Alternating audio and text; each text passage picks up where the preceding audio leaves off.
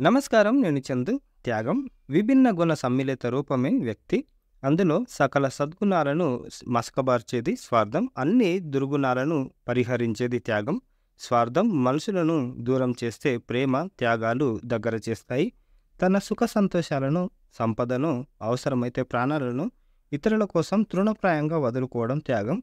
అది కుటుంబం కోసమో, మిత్రుడి కోసమో, ప్రజల కోసమో, ప్రేమ కోసమో, దేశం కోసమో ఏదైనా కావచ్చు. ఆ త్యాగంలో స్వార్థం ఉండదు. తృప్తి, ఆనందం ఉంటాయి. ఇది వ్యక్తి ఔన్నత్యాన్ని, గౌరవాన్ని ఇనుమడింపజేస్తుంది. మన అనే భావం లేకపోతే మనుగడ సుఖమయం కాదు. అందరి కోసం ఒకరు, ఒకరి కోసం అందరూ నిలబడినప్పుడు సమాజం, దేశం సమిష్టిగా దృఢంగా ఉంటాయి.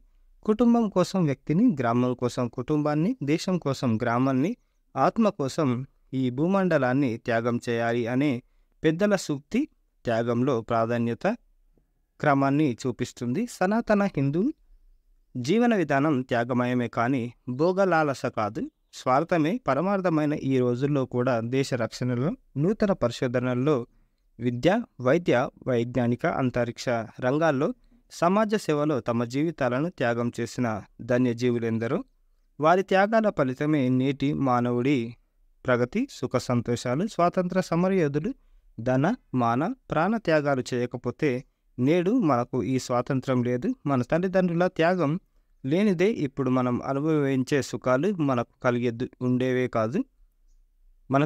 కలిగి ఉండేవే కాదు. వారి త్యాగాన్ని గుర్తించడమే కాక ఆ త్యాగ ఫలాలను నిలబెట్టుకోవాలి.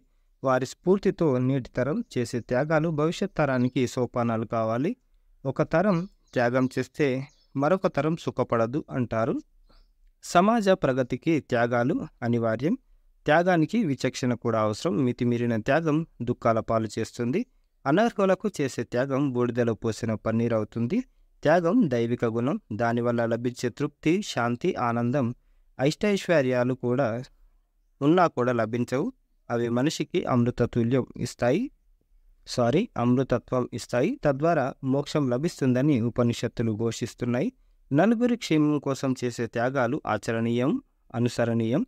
అంతేకాక ఎవరికి వారు తమ ఆత్మోద్ధరణకు ఆలోచించాలి. ఆత్మోన్నతికి మోహం, విషయాలాలస, ఈర్ష్య, ద్వేషాల వంటి సద్గుణాలను, దుష్కర్మలను వదిలివేయాలి. దైవిక గుణాలు అలవర్చుకుని క్రమంగా దైత్య గుణాలు త్యజించాలి. కర్మాచరణలో నేను అనే కర్తవ్య భావాన్ని త్యజించాలి. చేసే కర్మలను భక్తి కూడిన జ్ఞానంతో త్రికరణ శుద్ధిగా చేయాలి.